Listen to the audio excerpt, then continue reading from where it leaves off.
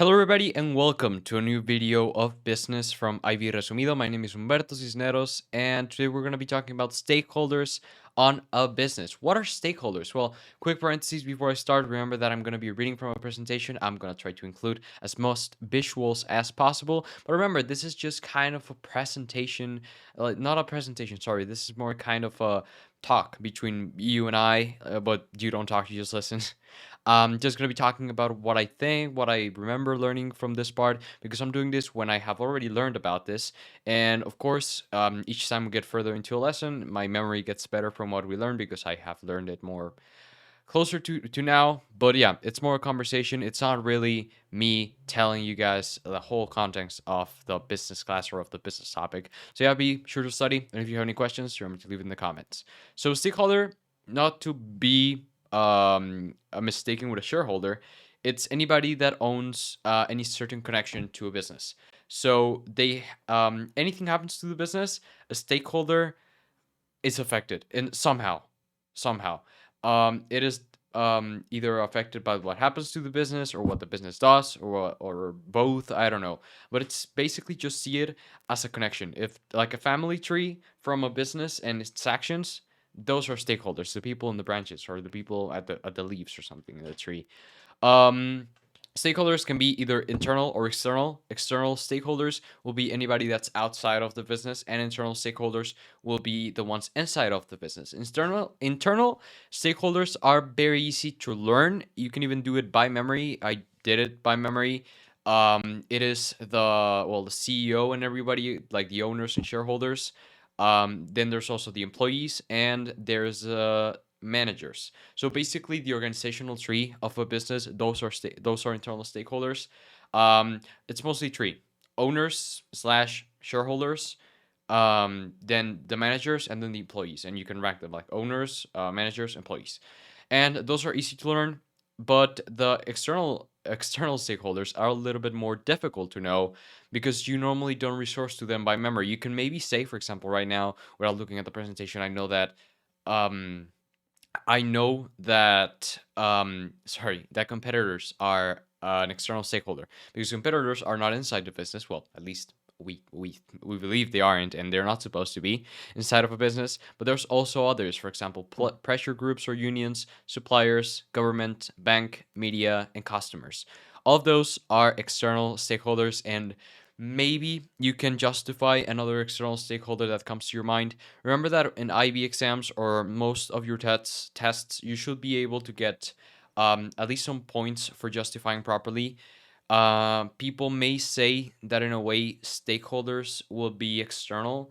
And if you justify properly with stakeholders being external, being that actually don't do anything inside of the business, they are outside of the business, but they have their money in stocks, maybe either you will get partial points or I don't know, or something. But remember, it's always good to think critically about what you're answering, about what you're saying, and everything. That's why these classes exist. That's why this type of conversation exists. Talk with your fellow students, all people or classmates about it.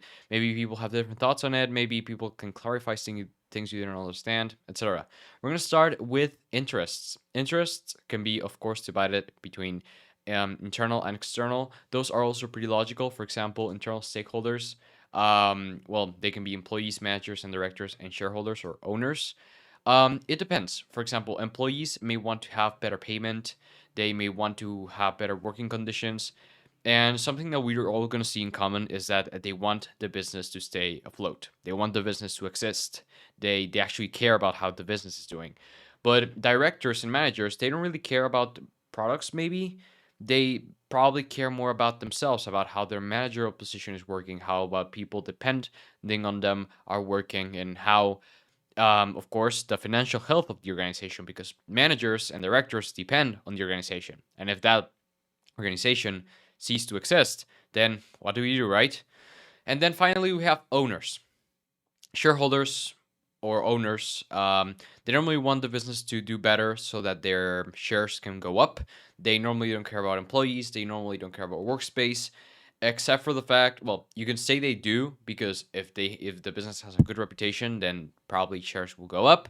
But apart from that, there's nothing that will tell you that a shareholder will want the business to do better internally, apart from, okay, if my stocks go is my if my stock goes up, then I'm happy, and that's mostly the interest of a shareholder. But now we're gonna go with external shareholders. External shareholders want a lot of things, and it depends, and it can be very specific from what type of stakeholders, sorry, what type of stakeholders are we talking about, or what role do they actually have, because competition can be very wide.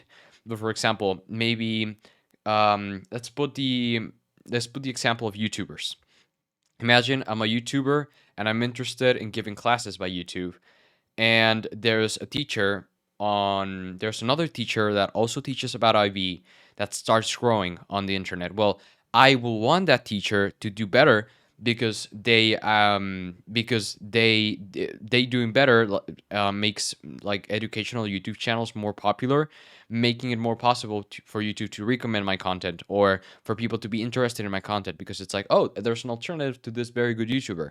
But maybe there's another YouTuber that does exactly the same content as me, and we're trading viewers, because some people say that he teaches better or she teaches better, or others say I teach better. So I will want them to not get as many views, because they're stealing views from me. It's not like a negative thought, but talking about what it's better for me, how I'm actually affected negatively or positively, that is stake. That is the stakehold.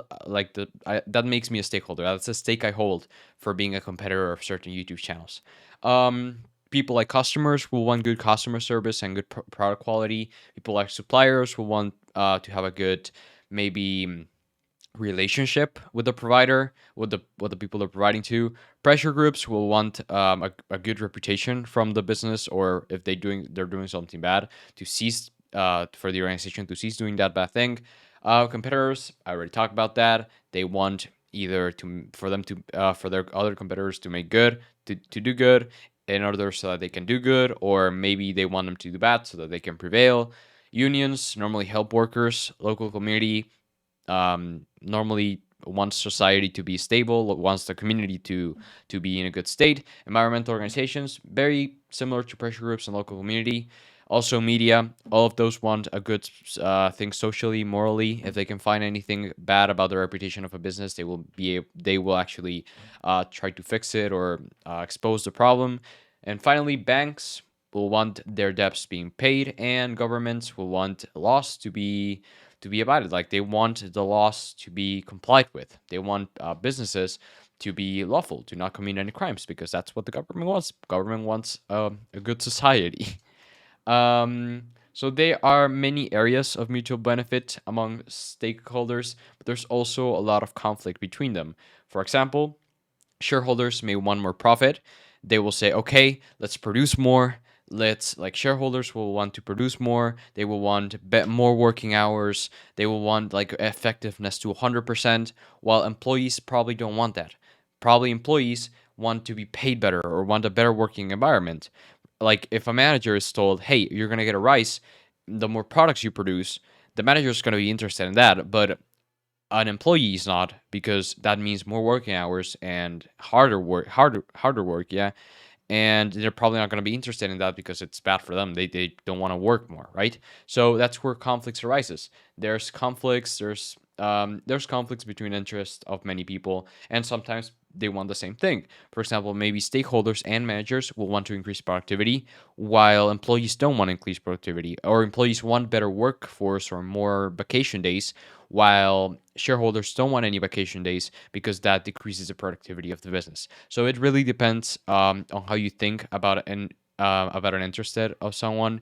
It does depend a lot in how somebody believes they're okay, how somebody believes that they can have a better, I don't know, how somebody believes they could have a better working experience, or how their position will be affected in a positive way. So a positive effect on a decision or in something depends on the position of the person you're talking about.